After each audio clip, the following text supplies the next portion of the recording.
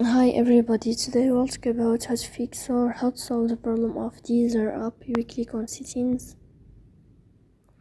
Here in this page you can click on apps, default apps, app settings. On above you can search about Deezer app and you can click. Then this page of app info you can click on first stop and you can click OK. After that you'll enter to the window of storage. Here you can click on clear cache.